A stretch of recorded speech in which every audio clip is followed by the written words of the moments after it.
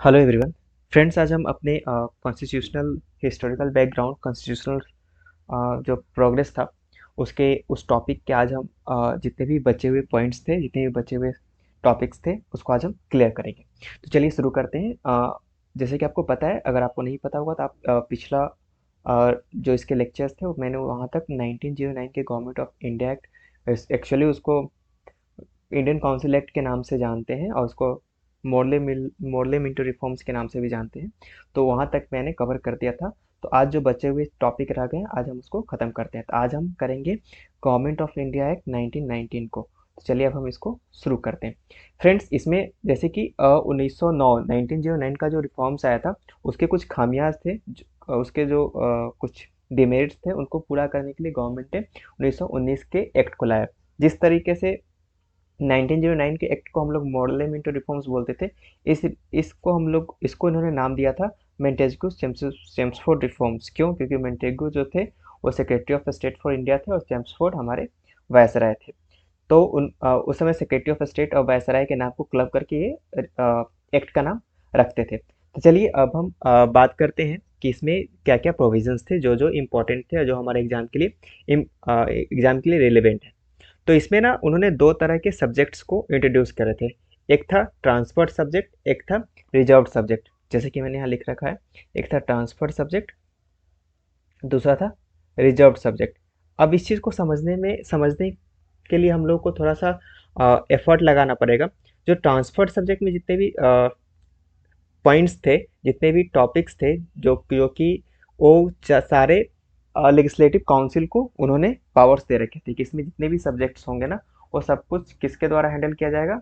Legislative council के द्वारा, मतलब कि कुल मिला के रिस्पॉन्सिबल गवर्नमेंट के द्वारा। और इसके अंदर जो भी रिजर्व सब्जेक्ट थे, वो सारे सब्जेक्ट को कौन हैंडल करते थे? वायसराय हैंडल करते थे। ठीक है। इसी के साथ ही डायरकी को भी इन्होंने प्रोविंसेस में इंट्रोड्यूस करे थे। तो चलिए अब दूसरा, it introduce by cameralism and direct election. हुआ क्या? बाय कैमरलिज्म का क्या मतलब है?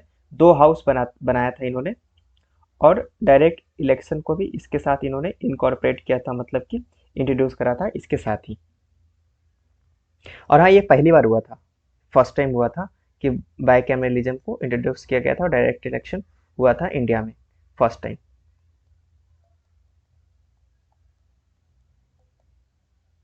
First time in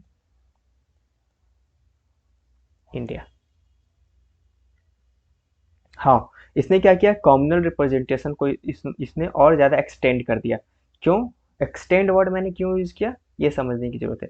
extend word इसलिए मैंने यूज़ किया क्योंकि जब 1909 का जो एक्ट था, उसमें इन्होंने सिर्फ मुस्लिम्स को दिया था सेपरेट इलेक्टोरेट। लेकिन अब इनका प्लान काफ़ी लार्ज हो चुका था, काफ़ी एक्सटेंडेड था, काफ़ी वाइडली इन्होंने समझ लिया था इस चीज़ को। क्योंकि इनको ये आइडिया लग गया था, जिस तरीके से लीग ने, मुस्लिम लीग ने इसको वेलकम किया था, इस स्टेप को इनको समझ में आ गया था कि अब हम इनको और छोटे छोटे टुकड़े में तोड़ सकते, जैसे कि सिखों के एक अलग, मतलब कि जिस तरीके से एक ही सीट पे सिख के लिए अलग से कैंडिडेट खड़ा होगा, इंडियन क्रिश्चियन के लिए अलग से कैंडिडेट खड़ा होगा, और एंग्लो इंडियंस के लिए अलग से इन्होंने प्रोविजंस कर रखे थे इस वाले में। क्योंकि अलग अलग कॉमन रिप्रेजेंटेटिव्स को इन्होंने और ज़्यादा एक्सटेंडेड कर दिया। और हाँ, कहीं कहीं पे, जैसे कि इंडिया आफ्टर गांधी में रामचंद्र गुहा ने लिखा है कि इन्होंने वुमेन्स के लिए भी प्रोविजंस करे थे। इन्होंने हाई कमिश्नर फॉर इंडिया करके एक पोजीशन नया बनाया था। और इसको, ये जो secretary of state for India के जितने भी पावर्स थे, ये इनको धीरे धीरे करके ट्रांसफर कर रहे थे, कुछ पावर्स इन्हें दे रहे थे वो लोग। फिर इसके बाद ही अभी जो हम लोग एग्जाम देते हैं, पब्लिक सर्विस कमीशन, इसको भी इन लोगों ने एस्टेब्लिशमेंट किया था इंडिया के अंदर में। और ये जाके सेटअप होता है 1926 में। इसको उस टाइम पे बोलते थे ICS, imperial civil service. Friends, इसके बाद आता है Simon commission. Simon commission India कब आता है? 1927 में। साइमन कमीशन को हम लोग साइमन कमीशन क्यों बोलते हैं? क्योंकि इसके जो चेयरपर्सन थे, उनका नाम था जॉन साइमन। जॉन साइमन, इनके नाम से हम इस कमीशन का नाम रखा गया था साइमन कमीशन। ये साइमन कमीशन जब इंडिया आता है, एक्चुअली हुआ ये था कि 1919 में गवर्नमेंट ऑफ इंडिया एक्ट आता है, कायदे से 10 साल बाद 1929 में आना चाहिए था, लेकिन इनको उस समय इंडिया में कुछ कैओस दिखने लगे थे, उस समय इंडिया में अनरेस्ट इन्हें दिखने लगे थे, तो इन्होंने एक लॉलीपॉप थमाने के लिए हमें 1927 में ही ये कमीशन को समय से 2 साल पहले ही भेज दिया। और इस कमीशन अपनी रिपोर्ट कब सबमिट करती है? 1930 के अंदर में। हुआ क्या था, साइमन कमीशन क्यों आया था? ये यूपीएससी का एक क्वेश्चन भी है कि साइमन कमीशन किससे रिलेटेड है। तो आया था कॉन्स्टिट्यूशनल रिफॉर्म, कॉन्स्टिट्यूशनल रिफॉर्म के लिए इंडिया में साइमन कमीशन आया था। एक्चुअली आया था तो क्योंकि इंडिया में किस तरीके से हम कॉन्स्टिट्यूशन को रिफॉर्म करेंगे, इंडियंस को कैसे हम कॉन्स्टिट्यूशन देंगे, उस पर डिस्कशन करने के लिए। लेकिन इंडियंस का सबसे बड़ा जो बोन ऑफ कंटेंशन था वो ये था कि भाई आपने हमारे लिए ये कमीशन रखा है, कमीशन बनाया है, और इसमें एक भी इंडियन को नहीं रखा था, नो इंडियन। तो इंडियंस के जितने भी फ्रैक्शंस थे उस टाइम पे, चाहे वो हिंदू महासभा हो, मुस्लिम लीग हो, कांग्रेस, कम्युनिस्ट, सब ने इसका विरोध किया और इसके खिलाफ प्रदर्शन किया।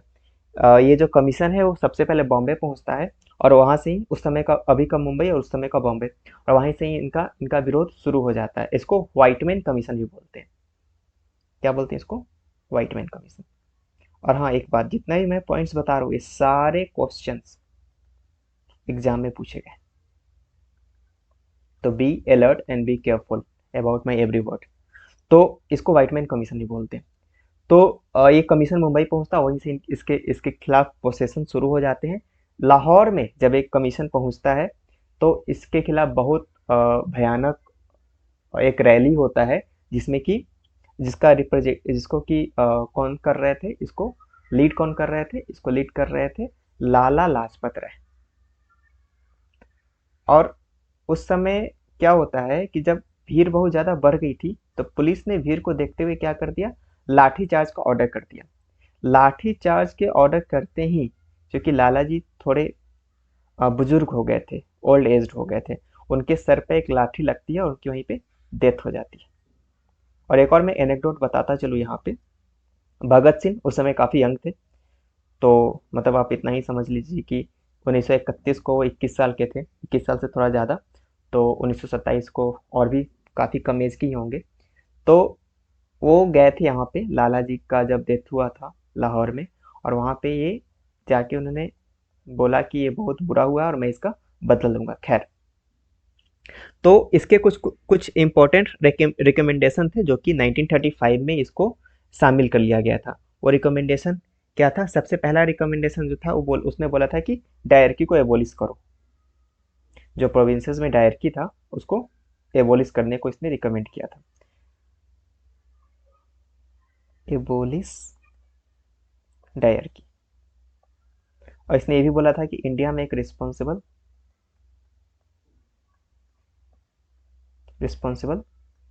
गवर्नमेंट की ज़रूरत है। उसके बाद इसने federation of British princely states और इंडिया सबको मिला के एक पूरा फेडरेशन बनाने की इसने भी वकालत करी थी। उसके बाद ये वाइट पेपर बनाता है कॉन्स्टिट्यूशनल रिफॉर्म्स के ऊपर, और इसको 1930 के आसपास सबमिट कर देता है। जो कि जितने भी इसके रिकमेंडेशन थे उसको इसने कमेटी का इनकॉर्पोरेट किया गया था, कुछ चेंजेस के साथ 1935 के गवर्नमेंट ऑफ इंडिया एक्ट में, जो कि आगे हम पढ़ेंगे।